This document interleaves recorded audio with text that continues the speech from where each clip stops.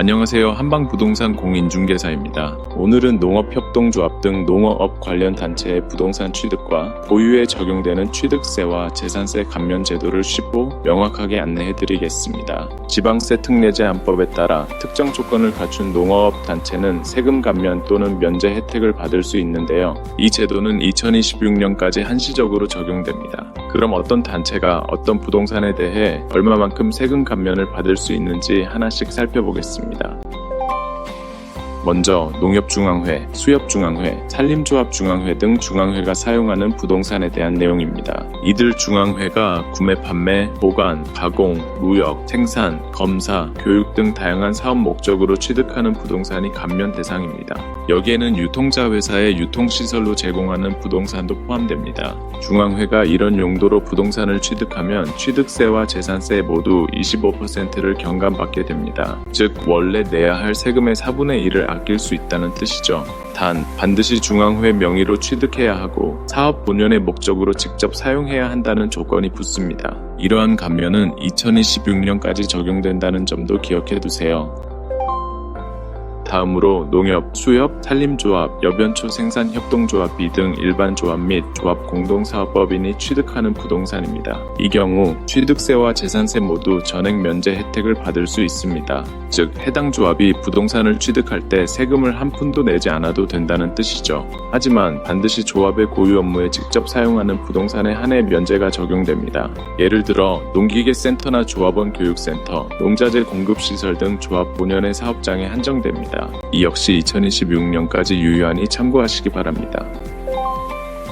여기서 한 가지 꼭 짚고 넘어가야 할 점이 있습니다. 제3항과 4항의 세금 면제 또는 경감 규정은 중앙회에는 적용되지 않습니다. 즉 중앙회는 25% 감면만 받을 수 있고 전액 면제는 해당되지 않는다는 점을 유의하세요. 일반 조합 및 조합 공동사업법인만 전액 면제 혜택을 누릴 수 있습니다. 따라서 본인의 소속 단체가 중앙회인지 지역조합인지 구분이 매우 중요합니다. 잘못 신청하면 추후 세금 문제가 발생할 수 있으니 꼼꼼히 확인하세요. 구체적으로 어떻게 적용되는지 사례를 통해 쉽게 이해해 보겠습니다. 사례 1. 농협중앙회가 유통센터 부지를 취득한 경우입니다. 2025년 농협중앙회가 경기도 평택의 농산물 유통센터 부지를 구매 보관 사업용으로 직접 취득했습니다. 이 경우 취득세와 재산세 각각 25% 감면 혜택이 적용됩니다. 추가로 중앙회 소속이어야 하고 유통, 검사, 교육, 무역 등 본연의 사업 용도로 직접 사용해야 합니다. 중앙회가 아닌 지역조합이 같은 용도로 취득했다면 전액 면제가 가능하다는 점이 다릅니다. 사례 2. 지역농협이 농기계센터용 부지를 매입한 경우입니다. 전남 순천의 A지역 농협이 2024년에 농기계 수리 및 판매용 센터 부지를 매입했습니다. 이 경우 취득세와 재산세가 모두 100% 면제됩니다. 단 반드시 지역조합이나 조합 공동사업법인 명의여야 하며 조합의 고유 업무에 직접 사용하는 경우만 인정됩니다. 사업 목적 외 용도로 사용하면 면제가 취소될 수 있습니다.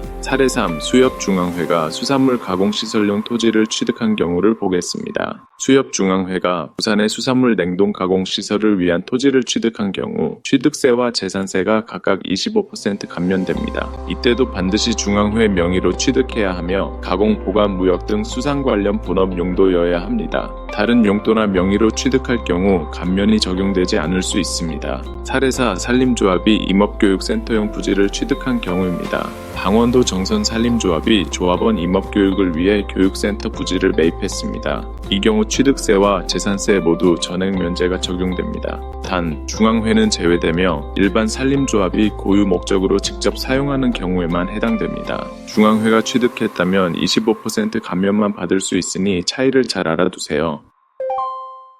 세금 감면을 받은 뒤에도 주의할 점이 있습니다. 취득 후 일정 기간 내에 부동산의 사용 용도를 변경하거나 매각, 임대하면 감면받았던 세금을 추징당할 수 있습니다. 특히 부동산 취득 후 3년 이내에 용도가 변경되는 사례가 자주 문제가 됩니다. 감면받은 부동산은 5년 이상 직접 사용하는 것을 기본 원칙으로 생각하면 안전합니다. 만약 용도를 변경해야 한다면 사전에 반드시 세무 전문가와 상담하시기 바랍니다.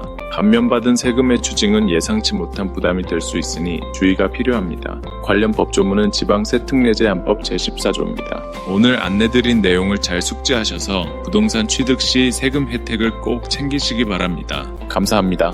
영상이 마음에 드셨다면 구독, 좋아요 부탁드릴게요.